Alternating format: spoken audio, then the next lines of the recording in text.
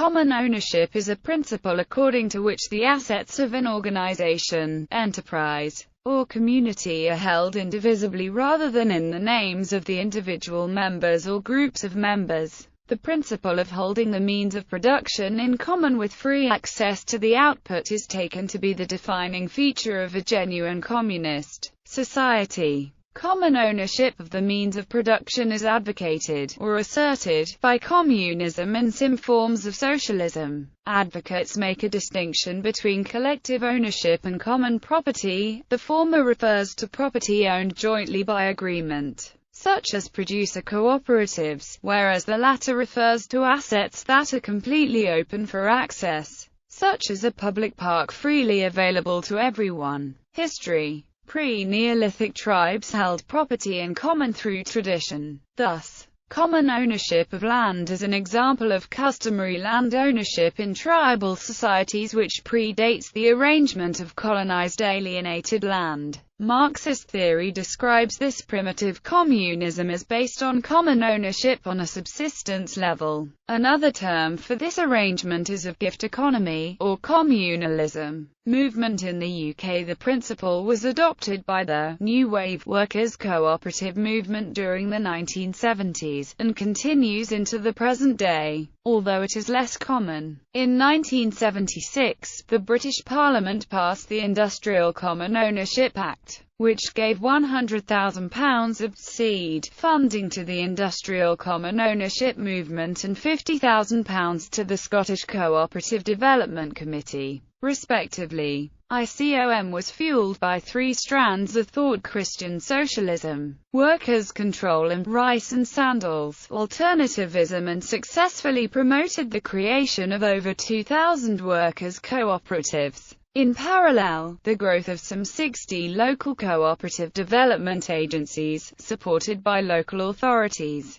gave on-the-spot startup assistance to groups wanting to create a cooperative. Some local retail cooperative societies were also active, by combining personal, community, and business development. This movement brought many disadvantaged people the opportunity to go into business for themselves on the basis of economic democracy, equal opportunities, and social inclusion. Finance. The ICO Act also established a £250,000 rotating loan fund managed by Industrial Common Ownership Finance Limited, ICOF. Since 2005, trading as cooperative and community finance has grown steadily and now manages a range of funds totaling some £4.5 million.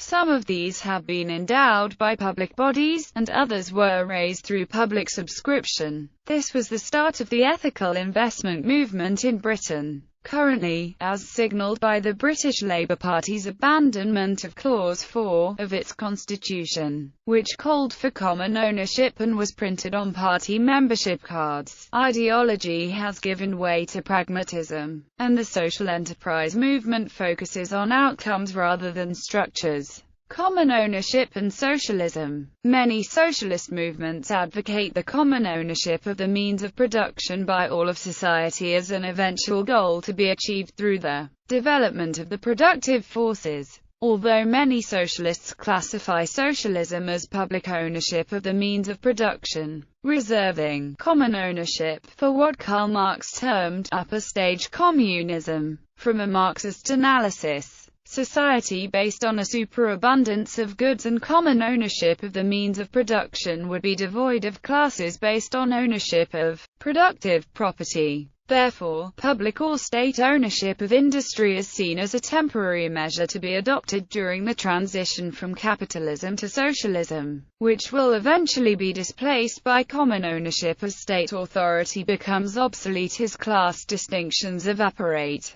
Common ownership in a hypothetical communist society is distinguished from primitive forms of common property that have existed throughout history, such as communalism and primitive communism, in that communist common ownership is the outcome of technological developments leading to superabundance. It is the practical application of the socialist desire to achieve the common ownership of the means of production. Its purpose, by preventing control being obtained through the purchase of a company's share capital, is to ensure that the founder's aims are pursued in perpetuity. This is particularly desirable to the founders of a workers' cooperative, who, inspired by solidarity and the desire to create fulfilling employment, will typically build the business up through hard and low-paid work. They may, out of a sense of fairness, wish to hinder future generations of employees, or their heirs, from winding up the cooperative so as to be able to share the sale proceeds among themselves. In practice,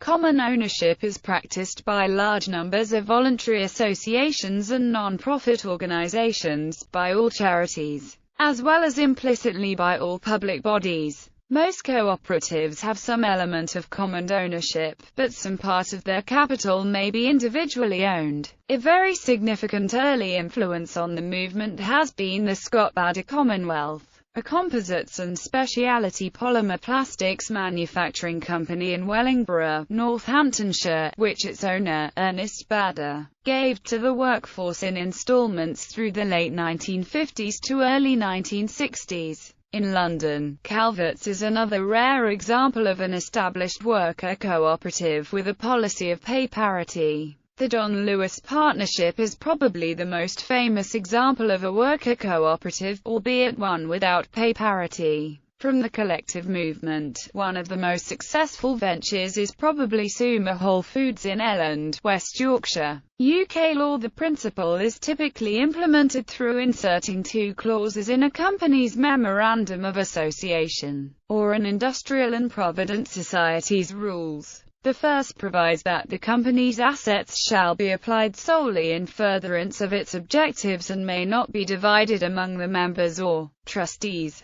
The second provides for altruistic dissolution and asset lock, whereby if the enterprise is wound up, remaining assets exceeding liabilities shall not be divided among the members but shall be transferred to another enterprise with similar aims or to charity. British law has been reluctant to entrench common ownership, insisting that a three-quarters majority of a company's members, by passing a special resolution, have the right to amend a company's memorandum of association. This three-quarters majority above applies to most limited companies, except that it is possible since 2006 to entrench altruistic dissolution in an industrial and provident society registered as a community benefit society. This statutory asset lock is not available to societies registered as bona fide cooperatives. However, such entrenchment has also been written into the Community Interest Company, a new legal status that was introduced in 2005.